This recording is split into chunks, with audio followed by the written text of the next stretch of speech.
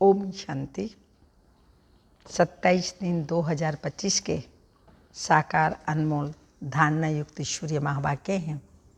मीठे बच्चे, खिवैया आया है तुम्हारी नैया पार लगाने। तुम बाप से सच्चे होकर रहो तो नैया हिलेगी डुलेगी लेकिन डूब नहीं सकते। क्वेश्चन, बाप की याद बच्चों को यथार्थ न रहने का मुख्य कारण क्या है? आंसर, साकार में आते आते भूल गए हैं कि हम आत्मा निराकार हैं और हमारा बाप भी निराकार है। साकार होने के कारण साकार की याद सहज आ जाती है। देही अभिमानी बन अपने को बिंदी समझ बाप को याद करना, इसी में ही मेहनत है। ओम शांति। शिव भगवान वाच्य, इनका नाम तो शिव नहीं है ना, इनका नाम है ब्रह्मा और इन द्वारा बात करते हैं शिव भगवान वाच्य।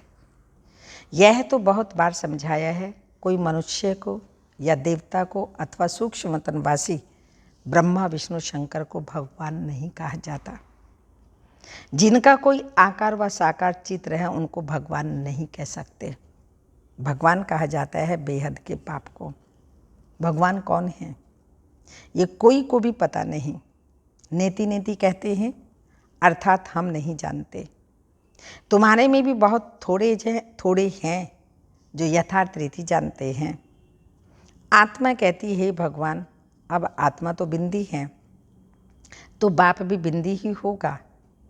अब बाप बच्चों को बैठ समझाते हैं। बाबा के पास कई बच्चे हैं जो यह भी नहीं समझते हम आत्मा कैसी बिंदी हैं। कोई तो अच्छी रीति समझते हैं, बाप को याद करते हैं। बेहद का बाप ही सच्चा हीरा है। हीरे को बहुत अच्छी डिब्बी में डाला जाता है। कोई के पास अच्छे हीरे होते हैं तो किसको खिलाना तो सोने चांदी की डिब्बी में डाल करके फिर दिखाते हैं। दिखलाना होता है कोई भी हीरा तो सोने चांदी की डिब्बी में डालकर दिखलाते हैं। हीरे को जौहरी ही जाने और कोई जान न सके। झूठा हीरा दिखाई तो भी किसको पता ना पड़े। ऐसे बहुत ठग जाते हैं। तो अब सच्चा बाबा आया है, परंतु झूठे भी ऐसे ऐसे हैं जो मनुष्यों को कुछ भी पता नहीं पड़ता। गाया भी जाते सच की नाव हिले डुले डूबे नहीं। झूठ की नाव हिलती नहीं है। इनको हिलना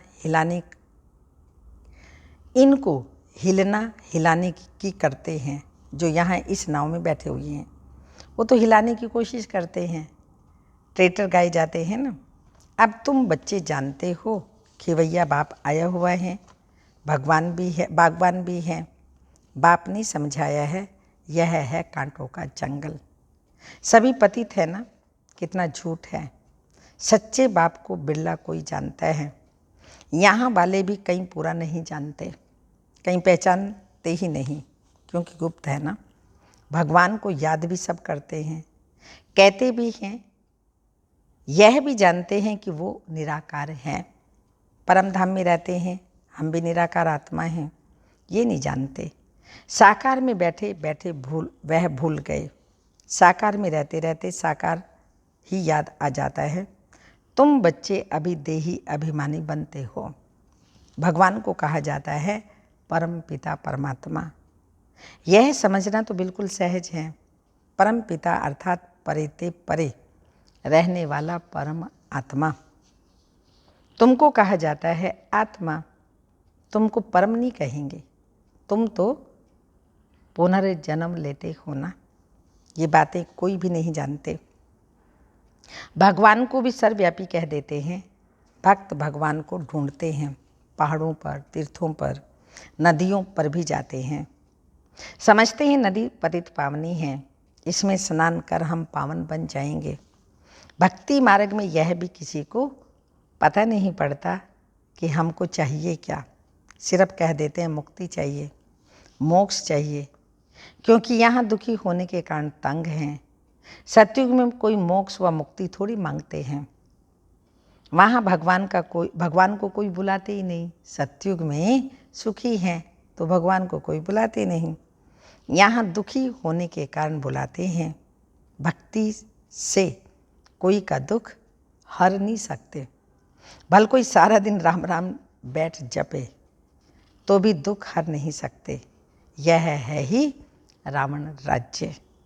दुख तो गले में जैसे बांधा हुआ है, गाते भी हैं दुख में सिमरन सब करे, सुख में करे न कोई। इसका मतलब जरूर सुख था, अब दुख है। सुख था सतयुग में, दुख अभी कलयुग में है, इसलिए इसको कांटों का जंगल कहा जाता है। पहला नंबर है देह अभिमान का कांटा, फिर है काम का कांटा। अभी बाप समझाते हैं, तुम इन आंखों से जो कुछ देखते हो वह विनाश होने का है। अब तुमको चलना है शांति धाम। अपने घर को, राजधानी को याद करो। घर की याद के साथ साथ बाप की याद भी जरूरी है, क्योंकि घर कोई पतित पावन नहीं है। तुम पतित पावन बाप को कहते हो, तो बाप को ही याद करना पड़े। वो कहते हैं माँ में कम याद करो, मुझे ही बुलाते हो ना बाबा, आकर पावन बनाओ। ज्ञान का सागर है तो जरूर मुख से आकर समझाना पड़े, प्रेरणा से तो नहीं करेंगे। एक तरफ शिव जयंती भी मनाते हैं और दूसरी तरफ फिर कहते हैं नाम रूप से न्यारा है। नाम रूप से न्यारी चीज़ तो कोई होती ही नहीं। फिर कह देते हैं ठीक कर भीतर सब में है। अनेक मतें हैं। बाप समझाते हैं तुमको 5 विकारों रूपी रावण ने तुच्छ बुद्धि बना दिया, इसलिए देवताओं के आगे जाकर नमस्ते करते हैं। कोई तो नास्तिक होते हैं, किसको भी मानते नहीं। यहाँ बाप के पास तो आते ही हैं ब्राह्मण, जिनको 5000 वर्ष पहले भी समझाया था। लिखा हुआ भी है, परम पिता परमात्मा ब्रह्मा द्वारा स्थापना करते हैं तो ब्रह्मा की संतान ठहरे। प्रजापिता ब्रह्मा तो मशहूर है, जरूर ब्राह्मण ब्राह्मणियाँ भी होंगे। अभी तुम शूद्र धर्म से निकल ब्राह्मण धर्म में आए हो। वास्तव में हिंदू कहलाने वाले अपने असली धर्म को जानते नहीं, इसलिए कभी किसको मानेंगे कभी किसको मानेंगे, बहुतों के पास जाते रहेंगे। क्रिश्चियन लोग कभी किसके पास जाएंगे नहीं। अभी तुम सिद्ध कर बताते हो भगवान बाप क्या कहते हैं, मुझे याद करो। एक दिन अखबारों में भी पढ़ेगा कि भगवान कहते हैं मुझे याद करने से तुम पति से पावन बन जाएंगे। जब विनाश नज़दीक होगा तब अखबारों द्वारा भी यह आवाज़ कानों में पड़ेगा। अखबार में तो कहाँ से समाचार आते हैं ना। अभी भी डाल सकते हो भगवान वाच्य परम पिता परमात्मा शिव कहते हैं मैं हूँ पतित पावन, मुझे याद करो तो तुम पावन बन जाएंगे। इस पतित दुनिया का विनाश सामने खड़ा है। विनाश जरूर होना है, यह भी सबको निश्चय हो जाएगा। रिहर्सल भी होती रहेगी।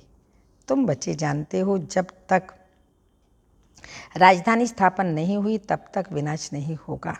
अर्थक्वेक आदि भी होनी है ना। एक तरफ बम्स फटेंगे, दूसरी तरफ नेचुरल कैलेमिटीज भी आएंगी। अन्न आदि नहीं मिलेगा, स्टीमर नहीं आएंगे, फैमन पड़ जाएगा, भूख मरते मरते खत्म हो जाएंगे। भूख हड़ताल जो करते हैं वह फिर कुछ ना कुछ जल व माखी शहद आदि लेते रहते हैं, वजन में हल्के हो जाते हैं। यह तो बैठे बैठे अचानक अर्थक्वेक होगी, मर जाएंगे। विनाश तो जरूर होना है। साधु संत आदि ऐसे नहीं कहेंगे कि विनाश होना है इसलिए राम राम कहो। मनुष्य भगवान को ही नहीं जानते। भगवान तो खुद ही अपने को जाने, खुदा कहते तो खुद अपने को जाने और न जाने कोई। उनका टाइम आने का जो फिर इस बूढ़े तन में आकर सारे सृष्टि के आदि मध्य अंत का ज्ञान सुनाते हैं। तुम बच्चे जानते हो अभी वापिस घर जाना है। इसमें तो खुश होना चाहिए। हम शांति धाम जाते हैं, मनुष्य शांति तो चाहते हैं, परंतु शांति कौन देवे, कहते हैं ना शांति देवा आदि आदि। अब देव का देव तो एक ही ऊंच ते ऊंच बाप है। वो कहते हैं मैं तुमको पावन बनाकर ले जाऊंगा, एक को भी नहीं छोड़ूंगा। ड्रामा अनुसार सबको जाना ही है। गायब हुए मच्छरों सदस्य सब आत्माएं जाती हैं, यह भी जानते हैं सतयुग में बहुत थोड़े मनुष्य होते हैं। कभी कलयुग अंत में कितने ढेर मनुष्य हैं। अभी देखो बाबा कहते कलयुग अंत में कितने ढेर मनुष्य, फिर थोड़े हो जाएंगे। अभी है संगम। तुम सतयुग में जाने के लिए पुरुषार्थ करते हो। जानते हो विनाश होगा, मच्छरों सदस्य आत्माएं जाएंगी, सारा झुंड चला जाएगा। सतयुग में बहुत थोड़े रहते हैं। बाप कहते हैं कोई भी देहधारी को याद नहीं करो, देखते हुए भी नहीं देखो। हम आत्माएं हैं, हम अपने घर जाएंगी, खुशी से पुराना शरीर छोड़ देंगे, अपने शांति धाम को याद करते रहेंगे तो अंत मति सुगति हो जाएगी। एक बाप को याद करना है, इसमें ही मेहनत है। मेहनत बिगर ऊंच पद थोड़ी मिलेगा। तो बाप आते ही हैं तुमको नर से नारायण बनाने के लिए। अब इस पुरानी दुनिया में कोई चैन नहीं, चैन है ही शांति धाम और सुख धाम में। यहाँ तो घर घर में अशांति है, मारपीट है। बाप कहते हैं अब इस छीछी दुनिया को भूलो। मीठे मीठे बच्चों, मैं तुम्हारे लिए स्वर्ग की स्थापना करने आया हूँ।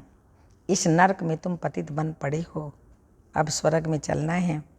अब बाप को और स्वर्ग को याद करो तो अंत मति सुगति हो जाएगी। शादी आदि में भल जाओ परंतु याद बाप को करो। नॉलेज सारी बुद्धि में रहनी चाहिए। भल घर में रहो, बच्चों आदि की संभाल करो परंतु बुद्धि में याद रखो बाबा का फरमान मुझे मिला है, मुझे याद करो। क्या फरमान बाबा का? मुझे याद करो। घर छोड़ना नहीं तो बच्चों की संभाल कौन करेगा। भक्त लोग घर में रहते हैं, गृहस्थ व्यवहार में रहते फिर भी भक्त कहा जाता है क्योंकि भक्ति करते हैं, घर बार संभालते हैं, विकारों में जाते हैं तो भी गुरु लोग उनको कहते हैं श्री कृष्ण को याद करो तो उन जैसा बच्चा होगा। इन बातों में अब तुम बच्चों को नहीं जाना क्योंकि तुमको अब सतयुग में जाने की बातें सुनाई जाती हैं जिसकी स्थापना हो रही है। बैकुंठ की स्थापना कोई श्री कृष्ण नहीं करते। श्री कृष्ण तो मालिक बना है, बाप से वर्षा लिया है। संगम के समय ही गीता का भगवान आते हैं। गीता सुनाई बाप ने और बच्चे ने सुनी। भक्ति मार्ग में फिर बाप के बदले बच्चे का नाम डाल दिया है। बाप को भूल गए हैं तो गीता भी खंडन हो गई। वह खंडन हुई गीता पढ़ने से क्या होगा। बाप तो राजयोग सिखला रहे हैं।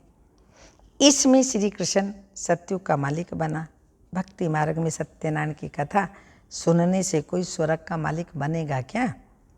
ना कोई इस ख्यालात से सुनते हैं, उससे फ़ायदा कुछ नहीं मिलता। साधु संत आदि अपने अपने मंत्र देते हैं, फोटो देते हैं, यहाँ वह कोई बात ही नहीं। दूसरे सत्संगों में जाएंगे तो कहेंगे फलाने स्वामी की कथा है। किसकी कथा? वेदांत की कथा, गीता की कथा, भागवत की कथा। अभी तुम बच्चे जानते हो हमको पढ़ाने वाला कोई देहधारी नहीं है, ना कोई शास्त्र आदि कुछ पढ़ा हुआ है। शिव बाबा कोई शास्त्र पढ़ा हुआ है क्या? पढ़ते हैं मनुष्य। शिव बाबा कहते हैं मैं गीता आदि कुछ पढ़ा नहीं हूँ। यह रथ जिसमें बैठा हूँ ये पढ़ा हुआ है, मैं नहीं पढ़ा हुआ हूँ। मेरे में तो सारी सृष्टि चक्र के आदि मध्य अंत की नॉलेज है। ये रोज गीता पढ़ता था, तोते माफिक कंठ कर लेते थे। जब बाप ने प्रवेश किया तो झट गीता छोड़ दी क्योंकि बुद्धि में आ गया। ये तो शिव बाबा सुनाते हैं। बाप कहते हैं मैं तुमको स्वर्ग की बादशाही देता हूँ। तो अब पुरानी दुनिया से ममत मिटा दो, सिर्फ मामेकम याद करो। ये मेहनत करनी है। सच्चे आशिक को घड़ी घड़ी माशूक की याद आती रहती है, तो अब बाप की याद भी ऐसी पक्की रहनी चाहिए। पारलौकिक बाप कहते हैं बच्चे मुझे याद करो तो स्वर्ग के वर्षे को भी याद करो। इसमें और कुछ भी आवाज़ करने झांझादे बनाने की कोई दरकार नहीं। गीत भी कोई अच्छे अच्छे आते हैं तो बजाए जाते हैं जिनका अर्थ भी तुमको समझाते हैं। गीत बनाने वाले खुद कुछ भी नहीं जानते। मेरा भक्त नहीं थी, तुम तो अभिज्ञानी हो। बच्चों से जब कोई काम ठीक नहीं होता है तो बाबा कहते हैं तुम तो जैसे भक्त हो।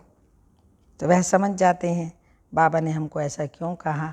हाँ, तो बाप समझाते हैं बच्चे अब बाप को याद करो, पैगंबर बनो, मैसेंजर बनो, सबको यही पैगाम दो कि बाप और वर्षे को याद करो।